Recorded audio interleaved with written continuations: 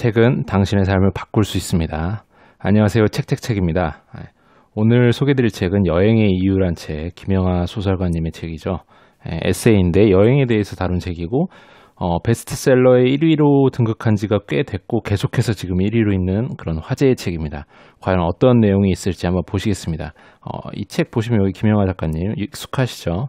알쓸신잡에 나오셔가지고 굉장히 인기를 많이 끄셨던 그런 내용이 있고, 또 소설로도 엄청 유명하신 분이기 때문에 김영하님의 팬이 워낙 많기 때문에 이 책이 인기를 끄는 이유 중에 또 하나가 되지 않을까라는 생각도 한번 해봅니다.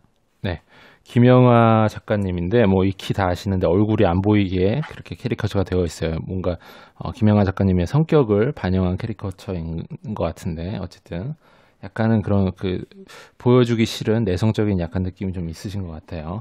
여기 보면 뭐 워낙 유명하신 분이기 때문에 소설들 많이 나와 있죠. 책을 워낙 많이 쓰신 분이시고 해서 살인자의 기억법, 검은 꽃, 뭐 빛의 제국, 호출, 읽다, 뭐 기타 등등 책들 정말 많이 나와 있고, 저도 읽어본 책이 몇 권 있습니다. 네, 목차 보시면 이 책은 뭐 에세이이기 때문에 사실 어떤 그런 설명적인 책이라기보다는 여행에 대해서 이제 저자가 느꼈던 많은 여러 가지 것들을 복합적으로 다 이야기를 좀 해주고 있고, 소설가시다 보니까 여러 가지 이야기들을 다 이렇게 서사적으로 표현도 많이 하기도 하고, 어떤 부분에서 이제 오디세우스의 이야기를 들어서 신화적인 요소를 가져오면서 여행을 또 얘기를 하시기도 하는 모습을 볼 수가 있었습니다. 그럼 한번 몇 군데 한번 보겠습니다. 예, 여기 한번 보시죠. 우리는 명확한 외면적인 목표를 가지고 여행을 떠난다. 이런 목표는 주변 사람 누구에게나 쉽게 말할 수 있는 것들이다. 하와이에 가서 서핑을 배우겠다. 치앙마이에서 트레킹을 하겠다. 이번 여름 휴가에는 인도에 가서 요가 클래스에 참가하겠다. 유럽 전역을 떠돌며 미술관을 둘러보겠다 같은 것들. 이런 목표를 이루기 위해 우리는 열심히 준비한다. 여기 보실게요. 여행을 준비하는 단계에서 뜻밖의 사실이나 예상치 못한 실패, 좌절, 엉뚱한 결과를 의도하는 사람은 거의 없을 것이다. 우리는 모두 정해진 일정이 무사히 진행되기를 바라며 안전하게 귀환하기를 원한다. 적어도 표면적으로는 그렇다. 그러나 우리의 내면에는 우리가 미처 깨닫지 못하는 강력한 바람이 있다. 그것은 여행을 통해 뜻밖의 사실을 알게 되고 자신과 세계에 대한 놀라운 깨달음을 얻게 되는 것, 그런 마법적 순간을 경험하는 것, 바로 그것이다. 그러나 이런 바람은 그야말로 뜻밖이어야 가능한 것이기 때문에 애초에 그걸 원한다는 것은 불가능하다. 뒤통수를 얻어맞는 것 같은 각성은 대체로 예상치 못한 순간에 찾아온다.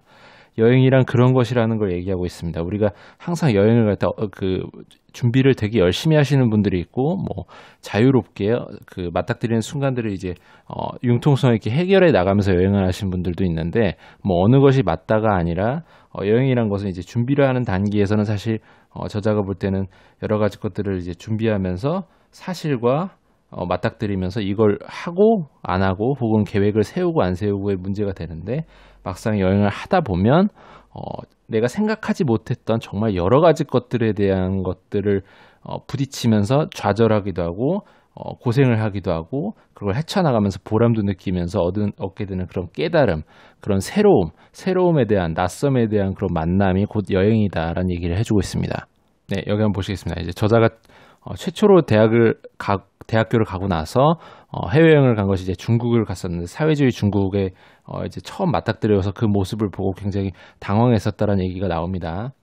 사회주의 중국은 내가 책을 보며 상상했던 나라와 너무도 달랐다. 모든 인민이 평등하게 살아가며 억압과 착취가 없는 그런 나라가 아니라 공산당이 지배하는 개발 독재 국가였다. 지도자는 당시 내가 직무에 맞지 않았던 이제 대학생이었으니까 독재 정권을 이제 하고 있었던 박정희 전두환을 굉장히 싫어했었던 그런 대부분의 대학생들과 마찬가지였다는 거죠. 박정희 전두환의 경제정책을 모델로 삼고 젊은 엘리트들은 미국을 선망하고 인민들은 믿을 수 없이 초라하고 남루했다. 이게 바로 중국의 실상이었는데 저자가 생각했던 것과는 좀 느낌이 달랐다는 거죠. 이렇지 않은 이런 모습이 아닐 거라고 생각했는데 막상 가보니까 정말 독재를 일삼았던 그런 우리나라의 지도자들을 오히려 모델로 삼고 있고, 중국의 젊은 엘리트들은 이와는 반대로 이제 미국을 또 선망하고 인민들은 또 초라하게 남루하게 경제적으로 되게 어렵게 살고 있는 이런 모습에 실망을 했다라는 얘기가 나옵니다. 이 대목이 왜 나오냐면 이제 저자가 소설을 좀 쓰려고 이제 중국에 가서 소설을 한번 써보고 싶은 마음이 들어서 이제 중국으로 이제 출발을 했는데, 저자가 중국에 도착하자마자 추방을 당해가지고 다시 한국으로 돌아오는 그런 일화를 가지고 얘기를 하고 있습니다. 그러면서 이제 내가 처음 젊었을 때, 대학생 때 처음 해외여행이랍시고 갔었던 중국에 대한 모습을 떠올리면서 그때 겪었던 그 무의식의 그런 불쾌한 감정이 나로 하여금 중국에서 이제 추방당하는 것이 오히려 안도감을 느낄 수 있게끔 만든 것이 아닌가라는 생각을 해본다는 그런 얘기가 나와 있습니다. 어쩌면 그는 비자가 필요하다는 사실을 알고 있을지도 모른다. 여기서 그는 이제, 작가가 자신을 이제 3인칭 관점으로 이렇게 표현해서 소설처럼 한번 써본 거예요. 아니, 최소한 비자가 필요한지 알아는 봐야 한다고 생각했을 것이다. 그러나 작가는, 김영하 작가님은 그런 최소한의 노력을 하지 않았다. 왜냐하면 마음속 깊은 곳에서 그는 중국에 가고 싶지 않았던 것이다. 여기 보실게요. 중국은 그가 처음으로 가본 외국이었고 젊은 날의 환상이 깨져나간 곳이었다. 오랜 세월이 지나 다시 찾은 중국에서 추방되어 집으로 돌아온 그는 오히려 안온감을 느꼈다. 그는 비로소 오래 미루던 소설을 다시 시작할 수 있다고 생각했고 그렇게 했다. 그 단계에서 여기 보실게요. 기대와는 다른 현실에 실망하고 대신 생각지도 않던 어떤 것을 얻고 그로 인해 인생의 행로가 미묘하게 달라지고 한참의 세월을 지나 오래전에 겪은 멀미의 기억과 파장을 떠올리고 그러다 문득 자신이 어떤 사람인지 조금 더 알게 되는 것. 생각해보면 나에게 여행은 언제나 그런 것이었다. 그러니까 저자가 생각하는 여행이라는 거는 기대와 다른 현실에 실망하고 어떤 것을 얻고 그로 인해서 내 인생의 행로가 달라지고 하는 그런 것들이었다는 얘기를 해주고 있습니다. 중국을 통해서 저자가 얻었던 경험을 정말 자세하게 얘기해주면서 읽는 독자들로 하여금 공감을 좀 일으킬 수 있도록 이렇게 얘기를 해주고 있죠. 네, 여기 한번 보시겠습니다. 문학은 내 삶을 어떻게 구했는가에서 데이비드 시일즈는 이렇게 말한다. 고통은 수시로 사람들이 사는 장소와 연관되고 그래서 그들이 여행의 필요성을 느끼는데 그것은 행복을 찾기 위해서가 아니라 자신들의 슬픔을 몽땅 흡수한 것처럼 보이는 물건들로부터 달아나기 위해서다. 잠깐 머무는 호텔에서 우리는 슬픔을 몽땅 흡수한 것처럼 보이는 물건들로부터 완벽하게 자유롭다. 모든 것이 제자리에 잘 정리되어 있으며 설령 어질러진다 해도 떠나면 그만이다. 그러니까 여행이라는 것이 저자가 생각하기에는 집만 해도 내가 쓰던 책상, 의자, 소파, 식탁, 집기들, 냉장고, 컵, 여러 가지 것들의 물건에 있어서 나의 흔적이 묻어있고 나의 추억이 서려 있는데 그런 추억들이 어떻게 보면 고통의 추억, 아픔의 추억인 것도 있고 물론 좋은 기억들도 있겠지만 그런 좋고 싫고 나쁘고 그런 희노애락이 모두 담긴 그런 나의 물건들로부터 자유로워졌을 때 굉장한 편안함을 느낀다는 거죠. 완전히 무가된 그런 느낌. 그러니까 호텔방에 처음 들어갔을 때 깔끔하게 정리된 그런 하얀 침대 시트나 여러 가지 정돈된 그런 모습들 그리고 청소를 하면서 그런 세제의 그런 약간 세제의 특유의 향 같은 것들이 느껴지면서 이곳은 나와는 전혀 관계가 없는 그러니까 깨끗한 나 자신이 이제 깨끗하게 무의 영역에 놓여서 다른 것들을 좀 더 채워갈 수 있는 그런 상태에 놓이는 것이 바로 여행이다라는 얘기를 좀 해주고 있습니다. 예, 여기 보실게요. 그러고 보면 인류는 이상한 종족이다. 인터넷이 막 보급될 무렵 여러 미래학자들이 여행 수요가 줄어들 것이라 예견했던 것으로 기억한다. 이제 뉴욕이나 파리에 몸소 가지 않고도 자기 집에서 충분히 다 구경할 수 있고 그렇다고 생각했던 것이다. TV는 영화관을 대체할 것으로 예상되었다. 비디오 플레이어가 대중화될 때도 비슷했다. 그러나 영화관을 찾는 관객 수는 아직까지 꾸준히 증가하고 있다. 여전히 사람들은 굳이 옷을 차려입고 밖으로 나가 공기도 별로 좋지 않은 극장까지 가서 옆자리 사람의 팝콘 씹는 소리를 견디며 영화를 보고 있다. 그렇죠. 정말 모든 것들이 많이 개발돼도 없어지지 않는 것들, 이 책도 마찬가지면서도 극장 같은 경우도 우리가 비디오나 여러 가지 오디오 기기 장치들이 워낙 좋아져서 홈시어터도 되게 좋아졌고요. 굳이 영화관을 가지 않아도 영화관에 간 것보다 혹은 그 이상으로 더 즐겁게 즐길 수 있음에도 우리는 친구와 약속을 잡고 만나서 영화관에 가서 굳이 그 어두컴컴한 곳에 다 여러 명이 모여 앉아갖고 팝콘 씹는 소리를 들으면서 영화를 보고 있죠. 그것이 바로 우리의 경험이고 그런 경험들을 또 원하고 있는 것이고 그것이 마치 어찌 보면 여행과도 비슷한 느낌을 준다는 얘기를 하고 있습니다. 여기 한번 보실게요. 또 다른 얘기가 나옵니다. 철학자 가브리엘 마르셀은 인류를 호모비아토르라는 여행하는 인간으로 정의하기도 했다. 인간은 끝없이 이동해왔고 그런 본능은 우리 몸에 새겨져 있다. 인류는 치타처럼 빠르지 않고 사자처럼 날카로운 이빨과 발톱을 갖고 있지 않았다. 대신 인간에게는 무시무시한 이동 능력과 지구력이 있었다. 인간에게는 동물과 다르게 이런 이동 능력과 지구력이 배어 있는데 이것이 바로 인간의 강점이고 인간이 여행을 좋아하고 본능적으로 여행을 원하는 종족이 될 수밖에 없다라는 얘기를 해주고 있습니다. 특이하게 인간의 그런 최초의 인류가 했던 그런 사냥 타입을 이런 식으로 이제 얘기를 해주고 있는데 한번 되게 재밌으니까 한번 보시겠습니다. 어떠한 칼리아리 사막에 한 부족이 있는데 영양 사냥을 할 때 이런 식으로 사냥을 한다고 해요. 그들은 사냥감의 냄새와 흔적을 따라 뛰고 또 뛴다. 목표를 무리해서 고립시키면서, 그러니까 영양을 이제 무리해서 고립시키면서 계속 쫓아다니는 거죠. 추적을 계속한다. 집요하게 추적하는 겁니다. 땡볕 아래에서 그들은 무려 8시간이나 영양을 쫓는다. 그들이 사냥감을 마침내 잡게 되는 것은 누군가 활을 잘 쏴서도 아니고 창을 잘 던져서도 아니다. 영양은 탈진해서 뛰다가 지쳐갖고 탈진해서 무릎을 꿇고 주저앉는 거죠. 그러면 그들은 창을 들고 사냥감 가까이 가서 영양을 이렇게 만지면서 나로 하여금 계속해서 이렇게 도망쳐왔던 영양에게 존중을 표하고 정성스럽게 몸을 쓰다듬는 행위를 한다고 해요. 되게 독특하죠. 최초의 인간은 이런 식으로 사냥했대요. 이런 식으로 그러니까 집요한 지구력을 통해 사냥을 하는 게 인간의 본능이고 이러한 이동 능력과 지구력이 인간의 DNA이기 때문에 여행은 인간의 DNA와 맞닿은 측면이 있다라는 얘기를 풀어서 이렇게 얘기를 해주고 있습니다. 네, 여기 한번 보실게요. 영어에는 armchair traveler라는 표현이 있다. 우리말로 바꾸자면 방구석 여행자쯤 될 것이다. 편안한 자기 집 소파에 앉아 남극이나 에베레스트, 타클라막한 사막을 탐험하는 여행자를 조금은 비꼬는 표현이다. 하지만 우리 모두는 어느 정도 모두 방구석 여행자이다. 우리는 여행 에세이나 여행 다큐멘터리 등을 보고 어떤 여행지에 대한 환상을 품는다. 지금 이런 김영하 작가의 여행에 관한 에세이를 보면서도 우리는 여행처럼 즐기고 있는 측면이 있죠. 모두 다 이제 암체어 트래블러입니다. 그리고 기회가 되면 진짜 그곳을 다녀온다. 그러나 1인칭으로 수행한 이 진짜 여행은 시간과 비용의 문제 때문에 제한적일 수밖에 없다. 그렇겠죠. 만약에 내가 뭐 이탈리아를 여행한다고 쳐도 내가 가볼 수 있는 지역은 내가 만약에 일주일의 시간이 주어졌으면 가볼 수 있는 지역은 아무래도 한계가 있을 수 있겠죠. 하루에 다녀올 수 있는 곳도 한계가 있을 거고요. 그러니까 제한적일 수밖에 없죠. 많은 것들을 돌아볼 수 없기 때문에 그렇기 때문에 이제 1인칭이 아닌 3인칭의 시점으로 우리는 여행기를 읽거나 여행하는 프로그램을 보면서 여러 가지 것들을 여행의 경험으로 그 여행을 좀 더 보충해서 진정한 나의 여행 경험으로 만든다는 이야기를 하고 있습니다. 그래도 우리는 모두 그곳을 다녀왔다고 생각한다. 그리고 조금 시간이 지나 우리는 또 다른 여행서나 TV의 여행 프로그램을 통해 우리가 이미 다녀온 곳을 그들이 여행하는 모습을 읽거나 보게 된다. 나와는 다른 그들의 느낌과 경험이 그들의 언어로 표현되어 내 여행의 경험에 얹힌다. 이 여행의 경험은 켜켜이 쌓여서 그렇죠. 일종의 숙성 과정을 거치며 발효된다.